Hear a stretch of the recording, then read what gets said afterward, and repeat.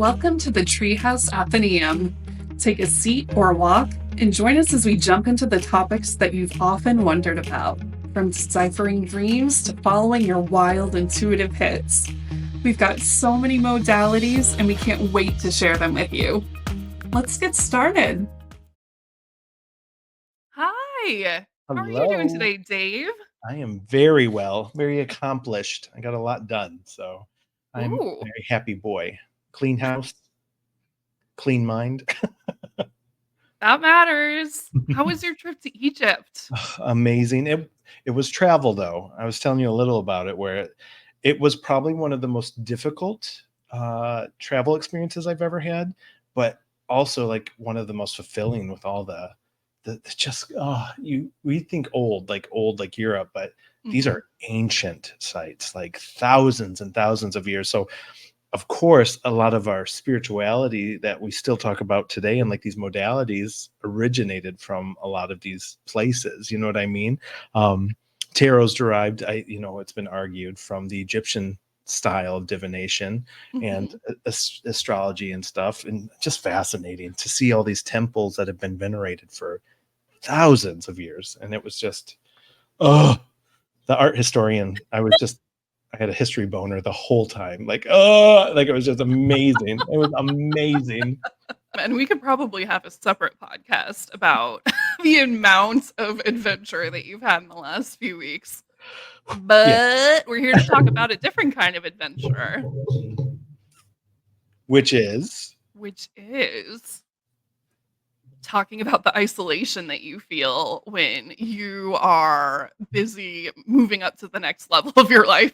oh, yeah, spiritual awakening. That's not so much adventure, it's trial, Listen, reframing is important. tribulation. I remember when the eclipse in Aries was happening earlier this year, and Yep. everybody was like, "How's your eclipse season going?" I was like, "It's definitely flavored by Aries because I'm either like, oh my god, I'm gonna die, or oh my god, this is the most fun thing of my entire life." So like, And either way, neither will last long, right? So, right, but it feels like it in the yeah. moment. You feel like you are on that loop de loop, and it's the last thing you're ever gonna see. Ooh, Oh, ooh. funny. You might see Okay. Taven a few times here too, so he's wanting the extra love right now. Yeah, well, you left him Yeah, for a he let me while. know too.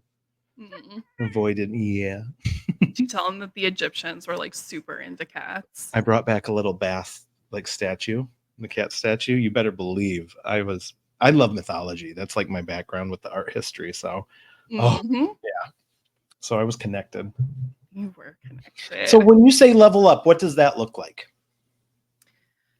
I think that Ooh, m- when people talk about leveling up, you think that it's going to be like this giant thing that just happens and you wake up like Tom Hanks and Big, and all of a sudden you're in like a totally different phase in your life. But that's not it. It's actually more of what you were describing with the pyramids, where it just like is little things that chip away and chip away and chip away and chip away until one day you take a step back and you look at it and you're like, that is not the same shape I left it in. yeah. It's like yeah, seeing your progress over time. Like that's when I you really notice, you know what I mean? I call them micro shifts. These little like micro incremental moments and like turns or new direction points, that we whether it's like, I'm drinking less or I'm meditating an extra 5 minutes every day or I did 3 card pulls this week instead of one. So little things like that help realign you over a long term. I read this card once that I'll never forget. It was so transformative for me. And it said, the biggest way to shift your direction is by letting go of things. It's not actually taking on more or like, I need to learn more. It's actually letting go of these old things that don't serve us anymore. And just by that little micro shift over time, you'll be in a completely different direction, miles and miles difference just from that micro shift.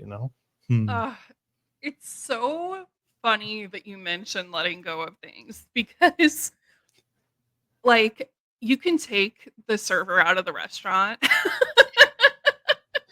you can't Drama. take the restaurant out of the server. So, like, everywhere I go, I feel like I need to carry, like, 8 things at once, and in this instance, I am talking, like, literally. Like, I'll have my water bottle and, like, my keys and a Jolly Rancher and, the key to enlightenment, all in my hands, all at the same time, And and you have to I'll get be in like, you got to get in the door. Yeah.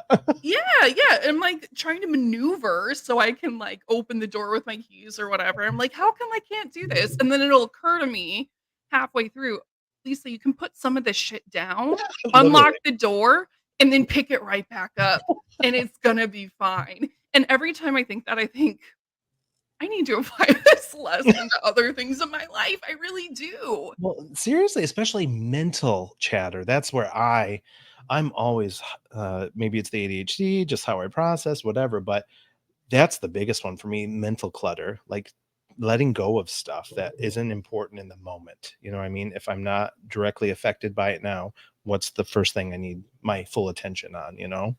And that Mm. helps me like focus. Can you say more about how you approach that redirect? Ooh, well, it depends on the day because it depends on your energy and your mood and what you're feeling, like your emotions. For me, though, like especially like we were talking earlier about being creative and like what that looks like, creative work versus like regular physical work or Mhm. mundane work that doesn't take a lot of, I don't want to say brain power, but it's a different type of, energy, right? Yeah. So for me, I think I was overwhelming myself with seeing the big picture, but then all the little things that had to happen to get there, even just the next, step. And if it's out of my wheelhouse, meaning like I was doing a lot of tech stuff in the past few weeks, and it was just overwhelming me. And I had to break it down to literally, okay, okay, okay. What's the first thing I need to do now to do the next thing? Just 2 steps. One step, accomplish that so I can get to the next. And it's really hard for me because I'm that big picture thinker. You love to say like Enneagram 7, but it Ah! really is. Like I see all the dreams already manifesting, but I'm like, oh shit, we got to do the work to get there. And that's the hard part where putting my focus, like honing my focus in, being intentional in the moment. I could not be more proud of you. Why? Because, like, when you're talking so I know that you're like, "Ah, you can say Enneagram 7," and I was thinking, "I gotta say it, I gotta say it." But the thing about 7s is when they are experiencing this time of growth, they'll take on some of the healthier behaviors of an Enneagram 5. And Mm, Enneagram 5s are very driven by wanting to be competent. So they will mhm. like or build themselves like this fortress of knowledge. And they're like, you can't hurt me. I know everything. Yeah. So that's not like while you're not picking up that motivation of wanting to know everything, you are leaning into the behavior of like really No, I fortifying would yourself with I that would agree with information. that.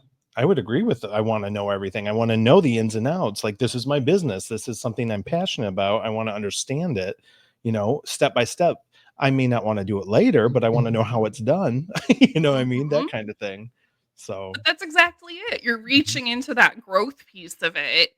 And like, even though it's uncomfortable, even though it sucks, like, this is an excellent example of a growing pain that you're taking on in service of Dave, not 2.0, let's say like 5.0 yeah, yeah.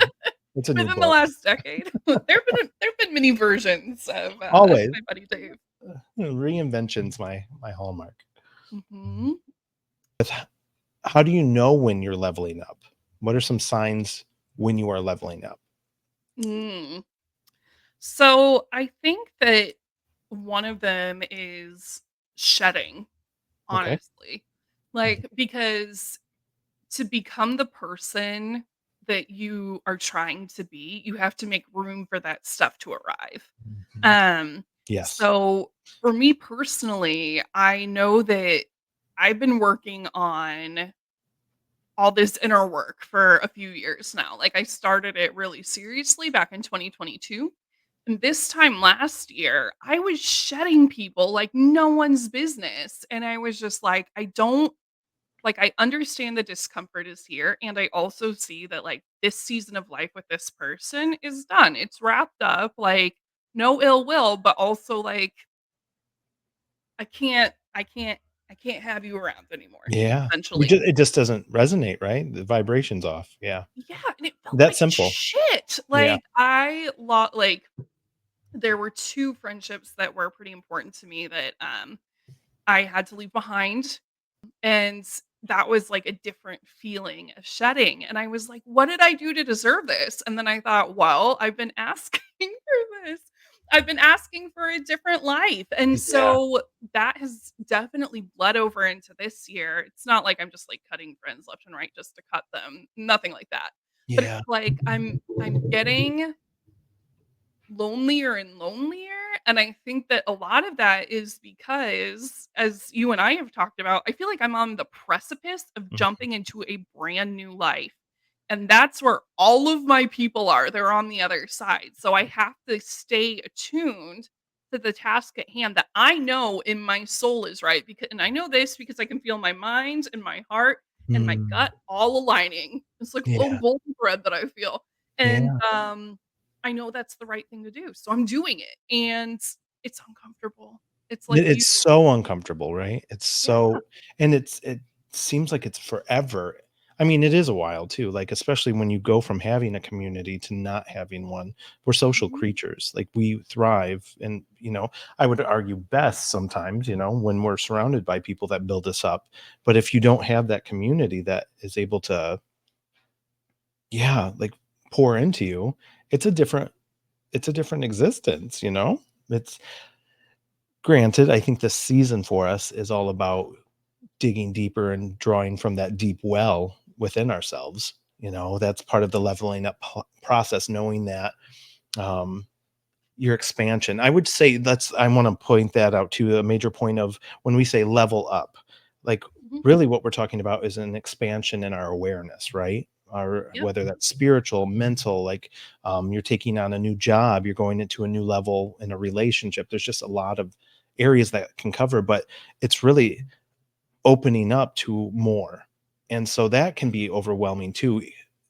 I always love this. I always think of this it's so simple, like the Buddhist like I don't know, proverb or story or whatever, but he was talking about to his disciple, like, you can't accept what's new if you're holding on to what from the past. So if your hand is clutching something, it's not open to receive. And it's really the same principle when we talk about shedding these people in our lives. We have to let go of things that don't resonate and vibrate where we're going. We won't be able to accept the new community, because we'll be holding on to the baggage. So, yeah, painful though. Painful to literally let go of people you've known for years, that you love, that you genuinely enjoy. yeah. Yeah. But here's the thing, what's meant for you doesn't miss you, and I think that the proof of that is in our friendship, Dave. Mm. Like, you and I never got into any sort of, like, fight or scuffle, nothing like that, but when I moved away from Florida, we fell out of touch for a little bit, Well, and I I mean, was, seasons, right? Yeah. seasons, Yeah. exactly, but then you called me kind of out of the blue earlier this year, and you were like, "Hey, I have this idea, and I think that you're the right person to talk to about it." So we talked about it, and that set in my subconscious for a little bit, and then one day it poked its little head out, and now, like, I cannot handle it when you go away for 2 weeks. It's not gonna happen again, I swear. Or it Don't might. swear That's the that. point, right? Like, that's the universe. Change is the only constant. But I know if one person leaves, then another's gonna, come in the same way, like, that's gonna benefit you in that season. But True. I feel like with us, it's a soul connection. And I've always said this with your soul tribe, it Mhm. doesn't matter how long you've been, like, almost like when you meet like that karmic friend that you've had lives with. It's the same thing. It's like, "Oh, there you are." Like, it's been a minute. Like, "Oh, hey," you know? "Oh, hi. Yeah, I've been waiting for you."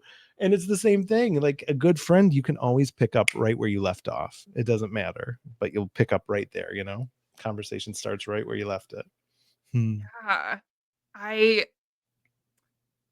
that just I had this friend, right, when I was living in Florida. It's Morgan. Okay.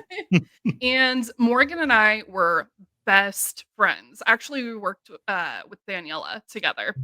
We just got really close really quickly, and I remember that feeling, like, there was just something between us that just clicked right away, and there was this meme of these 2 dogs that were sitting next to each other, and they just had a cucumber across their head, and it was like, when you can or their 2 heads, and it was like, when you can tell what the other per or when you can tell what the other person is thinking, or, like, you're the same brand of weird or whatever, and I was like, "Oh my god, that's so us," and she was like, "Yes, it is." Morgan stands up and she goes, "Lisa, you can't ever move to Colorado. I couldn't fucking handle it."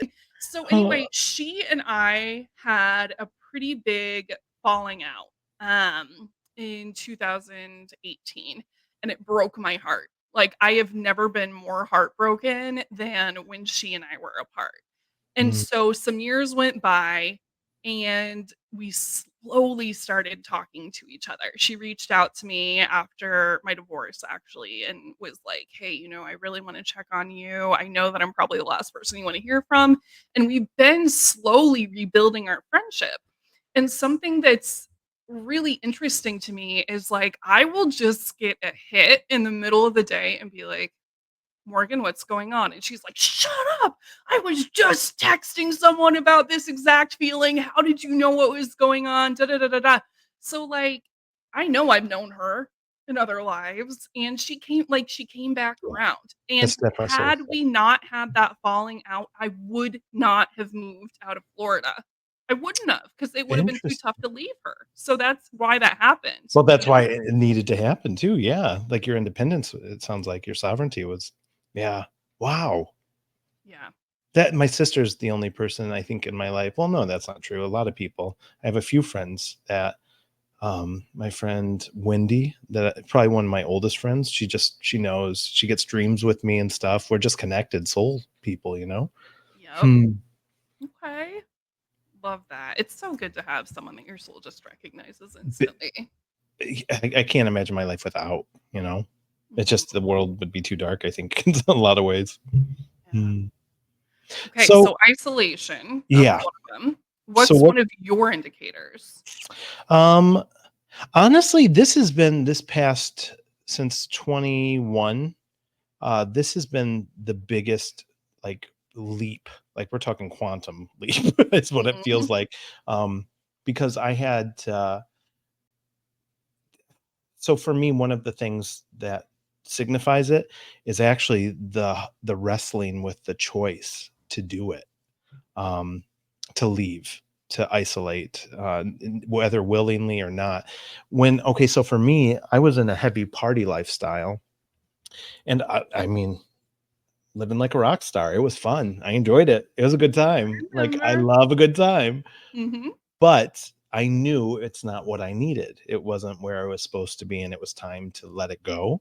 So for me, it was uh, just the feelings of having to actively choose what you know will be the demise, of your life. That for me is when things were getting real. Like, and that's what kept me up at night when I was avoiding it or when I was not being honest with myself.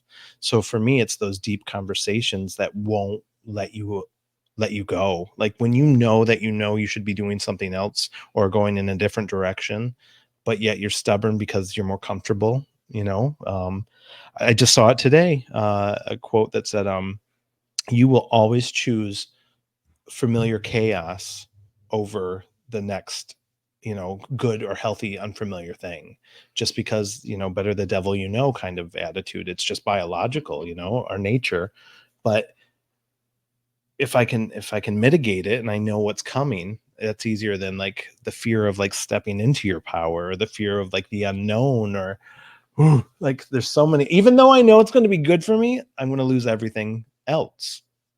It will be better what's coming, what I'm going to gain is going to be amazing and three times better than I can even imagine, but I don't want to leave everything I know. I don't want to be uncomfortable. I don't want to. It's hard. It's hard to say Yeah. goodbye. I think there's a lot of people that struggle with it more than others, that fear of separation, that fear of isolating. Like again, it's not, you're not going into it to isolate, but it's part of the process, you know? Oh, that's, you know what? I just remember. Mm. Have you seen this? I don't know if it's mirrored. Is it mirrored? The Mountain Is You, Brianna. Spotify keeps telling me I'd like that. I'm like, where are you getting this from? Girl, like I'm talking nuggets of wisdom. But anyway, I just remember she's got a chapter. Oh, my cat hair all over. I love my baby. um Even reminders that he loves you. Preparing for radical change is the section on this, and just the section. It says one of the biggest reasons people avoid doing important internal work is that they recognize if they heal themselves, their lives will change, sometimes drastically. If they come to terms with how unhappy they are, it means that they will have to temporarily be more uncomfortable, ashamed, or scared while they start all over. And then she has this like little list, and she says your new life is going to cost you your old one. It's going to cost you your comfort zone and your sense of direction. Hmm. Girl, the direction, not knowing where to go, what to do, that was the hardest for me because I'm a control, like family of origin stuff. Like I need to know what's going on, so I Hmm. feel not, I don't feel anxiety, It's going to cost you your relationships and friends. It's going to cost you being liked and understood. Hmm. It doesn't matter. It's the last one too. The people who are, and like you said, the people who are meant for you are going to meet you on the other side. You're going to build a new comfort zone around the things that actually move you forward. Instead of being liked, you're going to be loved. Oh, instead of being understood, you're going to be seen. Yes. And that's it. That's it in a nutshell. I think we it's really like you said earlier, reframing your perspective, right? Hmm. I know I'm going to lose everything, but I have no idea how amazing what I'm gaining is going to be, And if you can tap into that energy, the excitement, it's going to be uncomfortable, but I'm going to be a new human. Do you want to show that picture of us that I sent? Oh, So yeah. set this up while I look for it. Okay. So Dave reached out to me a few weeks ago and he said, "Look at this picture." And my immediate response was, "I don't even know her." And when we both worked at the same restaurant together, at Animal Kingdom Lodge, one of the perks of working at Disney is that something you get the park brought to you backstage pretty frequently. And this day, for whatever reason, I don't know why, but the Incredibles were there for a photo shoot. So before What place on earth is like this? Like, so Dave, like, saw me walking into the kitchen and he was like, "Turn around, babe, we're gonna go take a picture." And I was like, "Ugh." So we go take a picture dressed like pumpkins, like straight up gourds, with was it Mr. Incredible? Frozone? yep. Okay, I found it. I found Okay, yay. So let's show him. it. Dave, tell us what we're looking at here. I don't know these people. I really don't. I don't Like, either. it seems like a different lifetime, a different timeline, Like, It you wanna was. talk Marvel universe, like, this is another universe, like It blows my mind. Like, uh, it's very odd to see both of us next to it. Like, A, what a glow up, if I may say so. And wow, yeah. B, Mm, like, I don't know. I, I don't recognize her. Like, this woman that I'm staring at back then is radically different than I am right now. mm, And I remember like the catastrophic force that it took for me to leave Disney because it's what I knew. yeah, It literally took and a pandemic for me to leave. it's a decent gig too. That's the other Mhm. thing for me, leaving my last restaurant, I knew I could not flourish the way I needed to working with my ex. Like, emotionally, mentally, it would have been detrimental to me, and I would have not been able to do the healing that I needed. So I took a massive pay cut willingly, and that was hard. Just putting my trust in spirit. Like I know it's going to be probably difficult for a minute, but it's all going to be for a reason, you know? And you've obviously had that same feeling, right? Did you know what you were leaving to, or you just had to, it was time? It was time. I mean, there was a lot that went on that, like, long story short, I endured more than I should have because I thought, "Well, I'm strong, I can handle this." And just because I can handle it doesn't mean I'm supposed to. Yeah.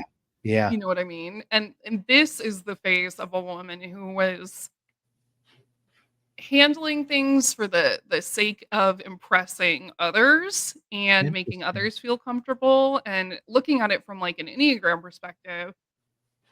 I'm a 3, so my this was, like, some really unhealthy 3 behavior for me. Like, I was doing things for the sake of other people, like Keeping I up, just said. like keeping up appearances kind of thing when you say for other people? Yeah, keeping up appearances, like, this me being in this picture at all was for you because I have, like, the heebie-jeebies when I meet characters in costume because I always walk by them and I'm like, "You probably passed by me earlier and thought that my hair looked weird." So, like, it took a lot of inner strength and fortitude to even take this picture in the first place, but, like, I was, just not living my life for me. I was living it in little pieces that didn't make sense, and I was kinda cobbling them together based on the reactions of other people around me, and I was just miserable. Like, Yeah. I was shape shifting all the time, and I just look at her and I think, "I know this lady's feet are hurting right here. I know that she's in the process of destroying her body, and that smile is, like, so uncomfortable." Yeah. I'm just so happy to be where I'm at right now, I think that's really comparatively. telling too. When you talk about these leveling up and these new seasons and this growth, it's not just a mental expansion or spiritual expansion. It literally impacts you on a cellular level, like Mhm, molecular level. Like your body shifts. You just, I mean, I don't even look like that person. And I always think of that book, The Body Keeps the Score. mhm. Literally, like when you were processing your trauma and when you were healing or when you're not, it manifests in your body. And for me, a lot of the time it was weight because Mhm. I found comfort there, but also I think my body was trying to, I don't know, it just, Insulate you? yeah, that's a great way of putting it. Insulate. um a barrier, you know what I mean? It was a Mhm. protective thing, even though I didn't think that rationally, it's a subconscious. Um, just again, even like my lifestyle, you could see it in like my skin tone and just, I don't know, the energy, like you can see the energy around people. Hmm. Yeah, and what's absolutely wild to me about you specifically in this picture is, like, I've always thought of you as one of the most confident people that I know. Hmm. And I think that was your reputation at the restaurant that we were working at for sure. Like, even our proprietor was like, "Ooh, I want to be good with Dave," you know? Yeah. Um, but the posture that you have here Yes. is not of someone who feels confident within themselves. And the way Yeah. that you walk around now is with your head held high. Like, you own who you are. And I thought that this guy was owning who he was, but this guy's got nothing on the one that I'm talking to right this Yeah. moment. Isn't it? And it really is. It just speaks to the levels. Right when you think you've hit something, there's Hmm. always more. There's Yeah. always more. And that's what life is. It should be life word, right? We're always growing. And if you're not growing, you're dying in essence. It's like stagnation is death. Oh. Yeah. All right. I can't look at them anymore. I'm so salty. I love you. Thanks for getting us here. Bye. I do miss the saffron. Do you? Yeah, I love saffron. I love that color. Gay. Sorry, go ahead. I'm happy for you. Uh-huh. I love color. How are you handling this time of isolation? Kicking and screaming. Yeah? What does that mean, though? What does that look like? So it's a lot of self-regulation. A lot of it. So one of the hacks that I have picked up that I find to be incredibly helpful is you take a deep inhale for a count of 4, and then you blow out the exhale like you're breathing through a straw for 8. And that sounds like a really long count, but what you're doing is you're regulating your nervous system and you're saying, "Hey, actually, like a lion is not chasing us. It's Yeah. okay. Like this is something that is supposed to happen. This is a part of your new normal." So, doing that to regulate my nervous system, um reminding myself that when I'm describing the events in my life, either to myself or to others, that it is happening for me, not to me, because that is the truth. That is how I can successfully look back on things like that falling out that I had with Morgan Yeah. and have like the proof that it's coming back.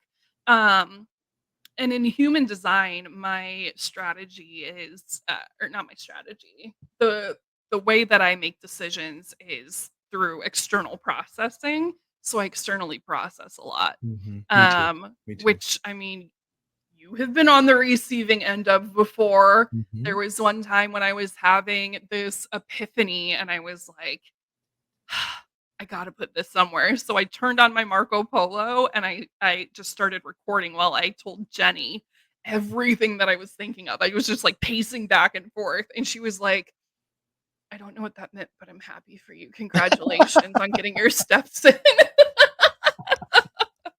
Sometimes it just has to be released. That's why journaling. I always swear by journaling. Mhm. You want to expand your awareness.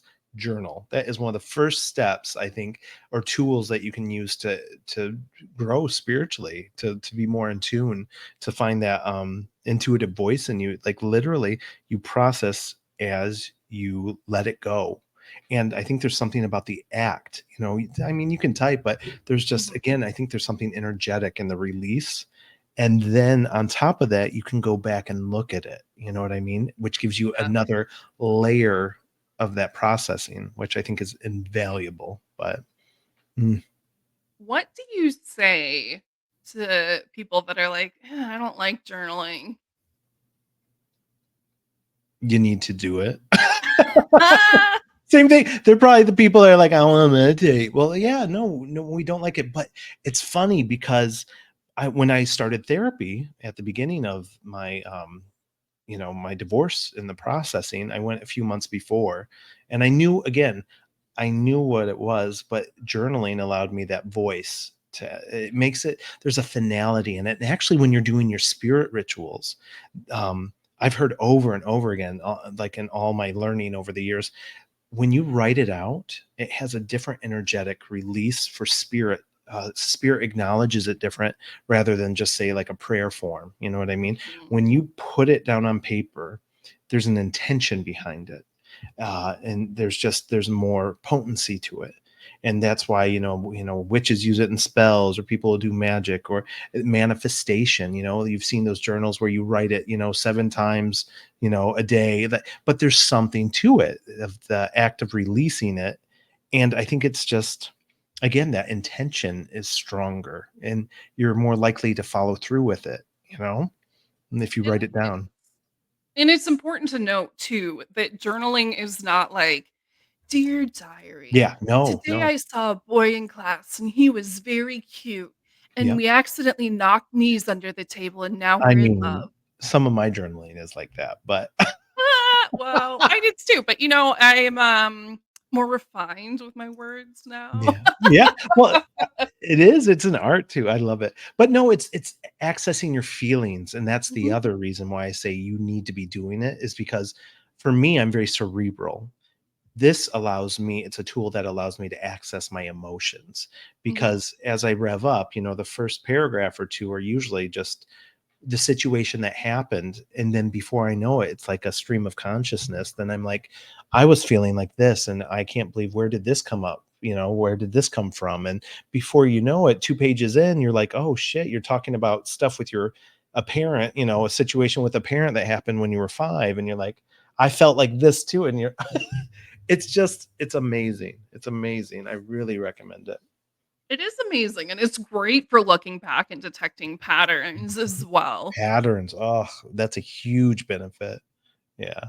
Oh my gosh. I Mm. have filled more journals in the past 2 years than I think in my entire Yep. life, Me and too. sometimes I think, "How am I going to destroy these before?" Destroy them? Well, I mean, what secrets do you got? Well, Mm. no, but it's like, those pages that are like, "And I think this boy is super cute." I'm like, I don't But want someone finding this millennia from now and oh, being like, "Really? Get a life." see, this is a compassion piece. This is wonderful. Giving yourself grace because that's who you were, and that's a part of you, and I think that's beautiful. I think that's I mean, I put a lot of sexual stuff in mine, like, but it Mm, shows me where I was at that time, you know what I mean? Like, these drives, these urges. Um, I was just thinking about today, this is really profound to me. When I started at the beginning of this process, this shift, I would go out and, like, go to the bar and come home, and I would journal because all my feelings were on the surface, and there's certain entries in there, like, it was intense, you know what I mean? There was the mhm. just seeing my mental state, you can see it reflected, and I think that's profound because now I look back and there hasn't been an entry like that in over, almost 2 years. So seeing that progress literally, like, cataloged, is it's just I'm very proud of myself and the work I've done and where Yeah. I've gotten to. Yeah. It's cathartic. It is Yeah. cathartic, and you know what, like, I hear what you're saying about giving yourself grace. Well, that's who I was, and that's shameful, but now I've embraced it, right? Like, given space for it. Mm. Yeah, yeah, and I'm glad you mentioned the, sexual part too, because that is something that I still have a very hard time journaling about in case someone finds it, right?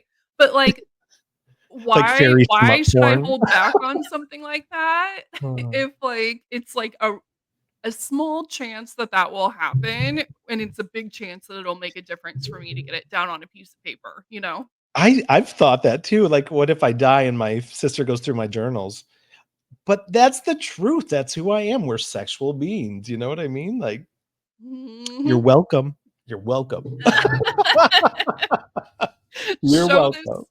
yeah, turn this into a book, actually. I'm Get just a setting good her up. narrator on audiobook. Okay. I would be mortified, but I'll be dead, so it's okay. Well, yeah. You'll be, like, reincarnated into a different body and feel, like, this sudden pang of Don't embarrassment. You're like, "What was that about?" don't you wonder sometimes, like, when spirit like, this is so funny too, like, I have a high drive, and it's just funny because 'cause I'm like, "How can I be spiritual?" But sex can be spiritual in the right elements, right? But I always think of, like, my guides, like,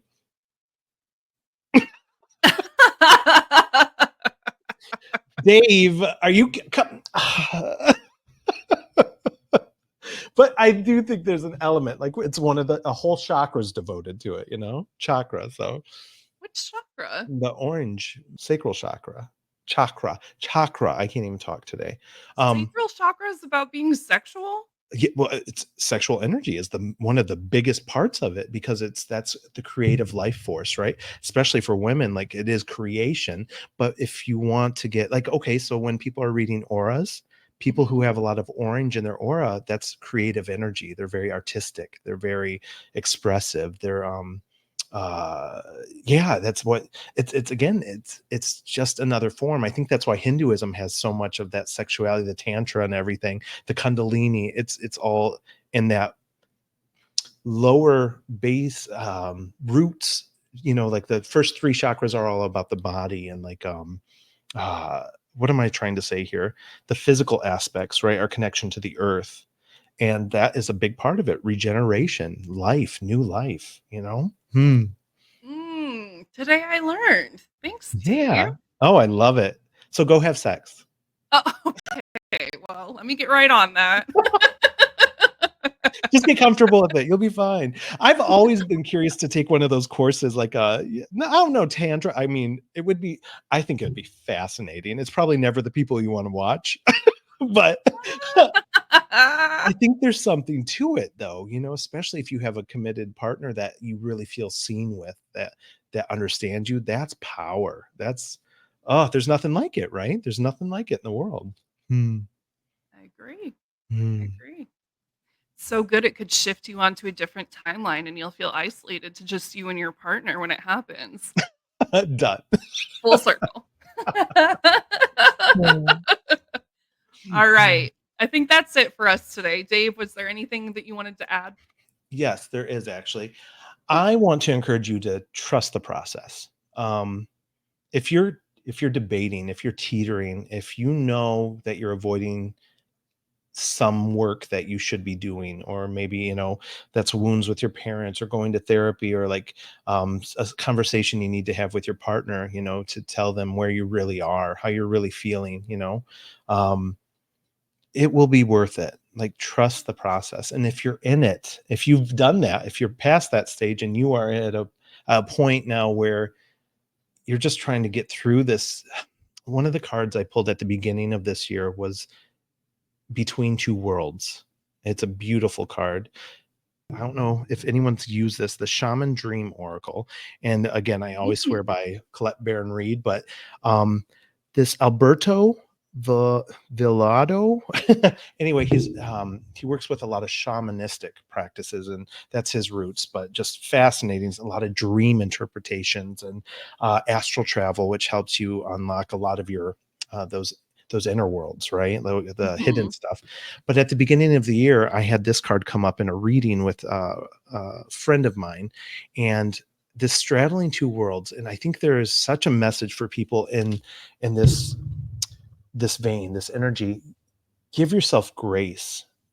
If you're doing the process, if you're doing the work, there's just a point where you have to just release and let go. Like that Hanged Man card that's my archetype card right now. But you are not who you were, and you're not yet who you're evolving into. You know what I mean? And that's Mhm. kind of a metaphor for all life, constant. We're always changing. We're always in transition. But there are seasons where, again, like, I just look back at like who I was, going to the bars all the time, and like that's where I found my validation. And now I know I don't have the community that I want, but they're coming. And you just got to trust the process. You're in between two worlds, and you got to be comfortable in that transmutive process. So Yes. I want to encourage you. Yes, and I want to encourage you to use the community that y'all have built here Yeah. because there are going to be times when you think I am taking crazy pills and I just feel so alone, right? We talked about that isolation, but it is so helpful to Did it? lean on other people that get it and that are experiencing it, like not just talking about it, experiencing it so you can compare notes and kind of enjoy the wonder of it, honestly. Yeah. And I'm glad you mentioned the community. That's one of the biggest reasons we're doing this. Like, Mhm. spiritual growth and like intuitive expansion, it's very difficult. And having people that are going through it with you at the same time is just, there's nothing like it. Just the joy and the understanding. And like, again, we keep saying being seen. It's Mhm. just, it changes the whole experience to just know that you're not alone in it. There are times where you will be alone. I think, we have Yep. to, that's necessary, but it's not often. Hmm. No, it really isn't often. Even if you feel like we were talking about earlier with losing pieces of your social circle and others that are familiar to your day-to-day landscape, you're going to have people come back in that will say the right thing and you'll know because you'll be like, it's so funny that you said that. I was just thinking about this thing. Like, when your soul is being fed, Mhm. that's the community we should want, or that we need. Oh, Mhm. oh, yeah, Yep. it's So happening. it Mm. is happening. All right. We love you. Thanks for hanging out with us. We'll see you next time. Bye. Bye. Thanks for joining us in the treehouse today. If you enjoyed your time here, can you do us one little favor? and send this episode over to someone else who might need to hear it. We love ratings, reviews, and recommendations. We appreciate you so much. Have a gorgeous day.